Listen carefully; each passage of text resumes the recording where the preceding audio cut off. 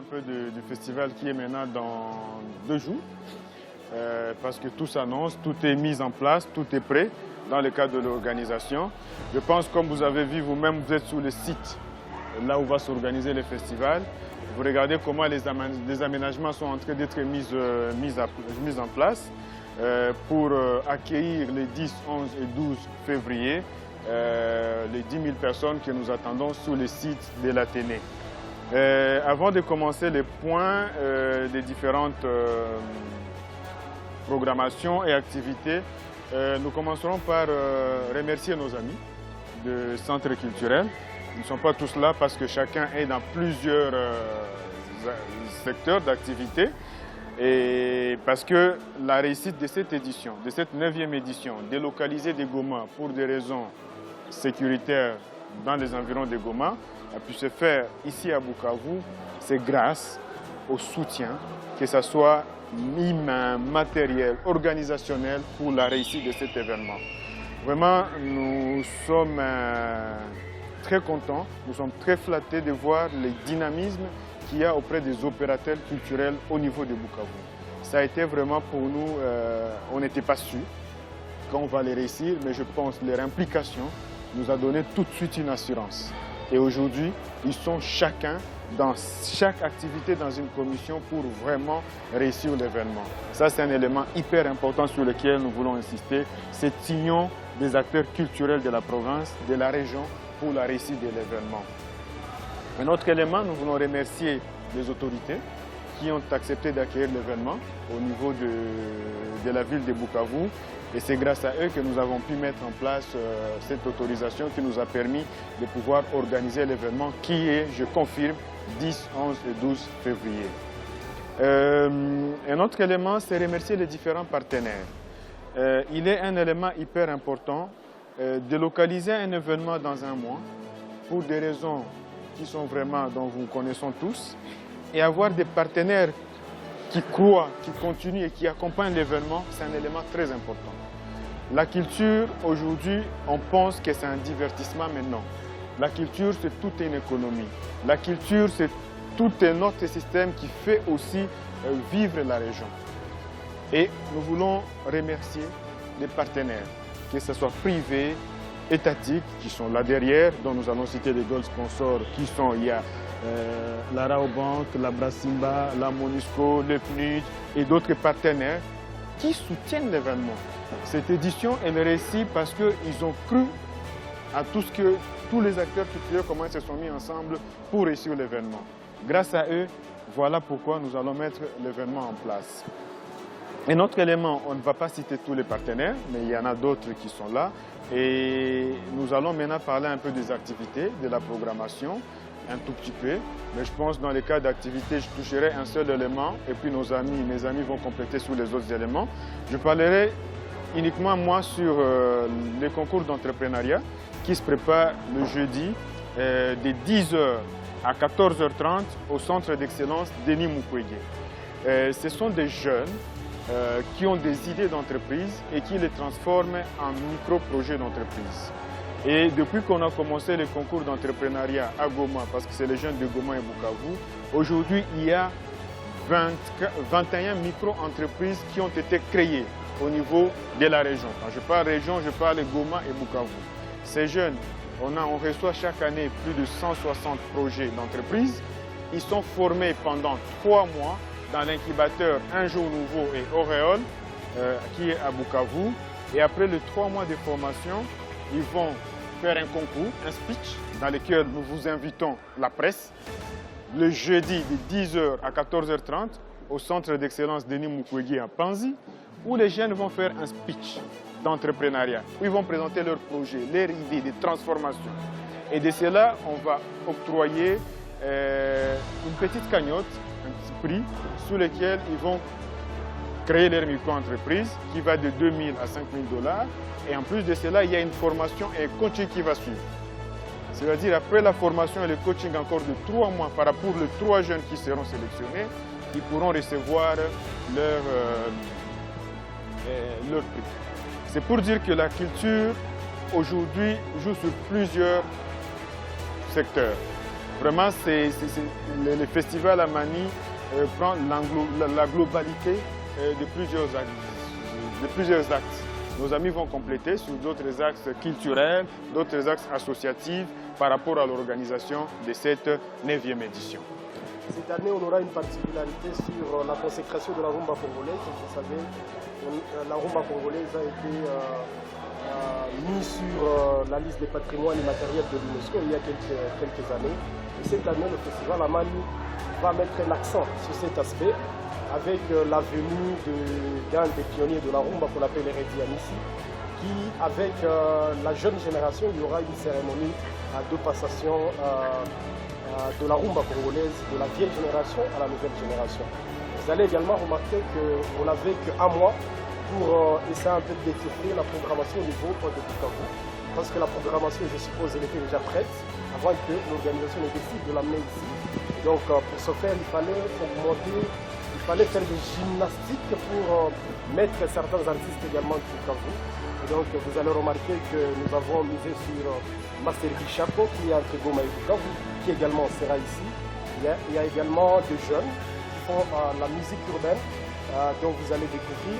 Il y a également l'autre aspect, c'est la musique culturelle, dont on a misé sur Kazembe Vianney, que vous connaissez d'ailleurs, qui sera là. Et de l'autre côté, il y aura Olivier Abraham.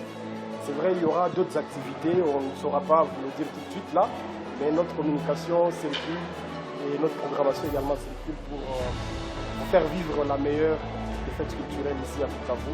Et un autre aspect, c'est que nous, les acteurs culturels de Bukavu, nous sommes non seulement engagés à faire comprendre à la communauté internationale et surtout à la communauté culturelle que Bukavu, c'est une ville vraiment accueillante sur le plan culturel.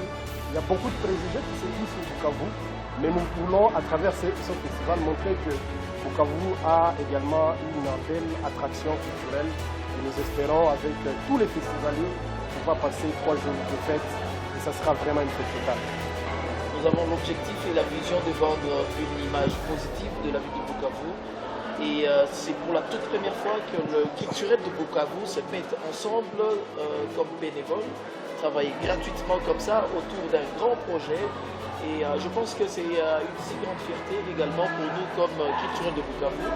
Comme j'ai eu l'opportunité de le dire la fois dernière, nous sommes également en train d'apprendre ce que nos amis de Goma font. Et nous le faisons également pour la ville de Bukavu. On ne peut que dire merci, merci pour votre accompagnement. C'est grâce à vous que ce projet est en train de réussir. En tout cas, merci infiniment pour votre accompagnement. S'il faudrait rappeler un peu ce que vous avez à faire dire, nous travaillons également avec non seulement les artistes de Bukavu, mais il y a également la presse. Nous avons des partenaires de Bukavu qui accompagnent ce projet. La toute première édition du festival Amani qui se produit à Bukavu. Probablement demain, ça sera dans une autre province. Donc, merci à vous. Merci pour tout ce que vous êtes en train de faire pour la réussite de cette première édition du festival Amani à Bukavu, la 9e sur le plan national. Merci. Il y a des résidences qui vont s'organiser tout au long de la semaine. Il y a 2 au niveau de l'Institut français et d'autres, il y a 2 aussi au niveau de l'espace culturel Ndaro, d'Elia Ndaro, au niveau de la Botte. Il y a Didier Awadi, il y a Yekima qui vient de Kinshasa, Didier Awadi, les Sénégalais. Et il y a Jay, il y a Ashka. Et du coup, ça commence aujourd'hui. À partir d'aujourd'hui, c'est à Ndaro. Le vendredi et samedi, c'est à l'Institut français. Et le dimanche, encore à Ndaro. Les résidences, c'est au fait les partages d'expériences. Et puis voilà, il y aura... Par exemple, pour Didier Awadi, il va parler de son expérience, il va aussi parler des initiations, va initier quelques jeunes à ce qu'il lui fait. Voilà.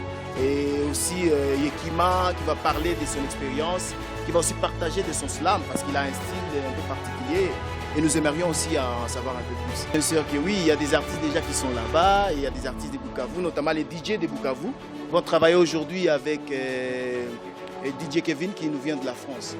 Oh là là, mais nous on attendait que ça, c'était ce qu'on attendait à Bukavu, en fait c'est une chance et toute la population est déjà en train de festoyer.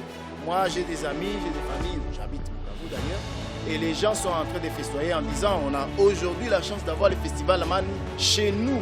Ce n'est plus à la porte, ce n'est plus parler à la porte de Goma, mais c'est à Bukavu, effectivement. Les thématiques du festival, les objectifs sont connus. Faire de la musique un élément fédérateur de paix, de vivre ensemble et du développement socio-économique de la population dans la région. La paix est une école. Aujourd'hui, les culturels jouent son rôle, c'est de rassembler la population autour d'un objectif qui est apolitique, qui est areligieux. Le grand ce qui peut rassembler aujourd'hui dans notre région les gens, mis à part le football qui rassemble aussi les gens dans un secteur qui n'est pas apolitique, areligieux, c'est la culture. Connaître la culture de l'autre, c'est sortir de préjugés. Connaître la culture de l'autre, c'est travailler vraiment sur la personne. Et nous, ça c'est notre but, c'est de travailler pour cela. Aujourd'hui, il y a aussi, non seulement que les artistes vont prester, nous avons tout un espace associatif où il y a des ONG, des organisations locales, internationales, des agences des Nations Unies. C'est pour travailler sur des éléments du triple nexus, paix, développement, humanitaire. C'est des éléments hyper importants où la population, les festivaliers pourront échanger.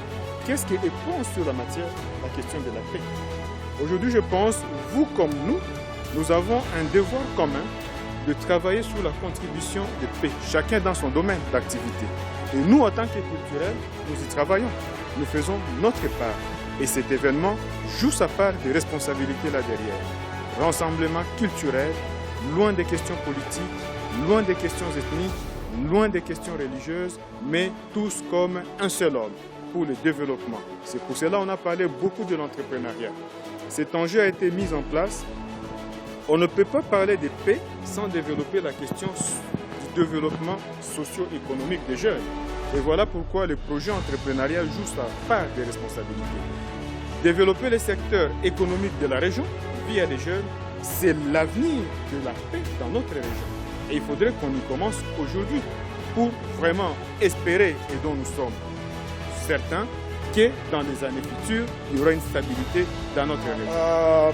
Pour vous citer quelques noms, par exemple, nous avons Papi Kero, qui fait également la rumba congolaise, qui sera sur scène. Nous avons Saïdat Carmela, nous avons des jeunes comme Black Fury, nous avons Baboul Niga, nous avons Afande Police, nous avons Jofar, nous avons Francky Salo-Rossignol, nous avons Olivier Wabavu, nous avons Kazembe Vianney, nous avons deux groupes, le groupe des percussionnistes et danseurs traditionnels, Moja. Nous avons également le groupe des acrobates, qui également sera sur la scène. Et nous avons le groupe des danseurs, le Fire Dance, qui également seront sur la scène. Quand vous allez sur le site internet, vous ne verrez pas pour l'instant le nom de Issa Rossignol. C'est parce que Issa Rossignol, comme Zézé l'a introduit sur la rumba congolaise, il y aura une particularité entre Issa Rossignol et Redi Amissi sur cette transmission et cette présentation de la rumba au niveau de la scène. Ça veut dire qu'il y aura une petite transmission et Issa fera une prestation avec Redi Amissi qui l'invitera sur scène. Qu'il n'y ait pas une confusion en disant on a cité Issa Rossignol mais on ne va pas sur la programmation. La communication travaille dans la manière du possible comment ils vont mettre cela en place. Il y a deux styles de gospel, si je peux le dire. Il y a des gospels qui c'est la musique du monde et des gospels qui est la musique religieuse. Ici chez nous, le gospel est souvent une musique religieuse, qui est différente du gospel américain, qui est vraiment, des fois, ça touche la religion et ça touche autre chose. C'est un événement religieux. On ne veut pas des questions, parce qu'à un moment donné, il faut inclure toutes les religions. On veut rester neutre sur cette question. C'est pour cela, un gospel, si vous avez une proposition dans les années prochaines, de nous donner un gospel de musique du monde, nous sommes partie prenante. Mais nous avons regardé dans notre pays, dans la région, il n'y a pas encore cette partie-là.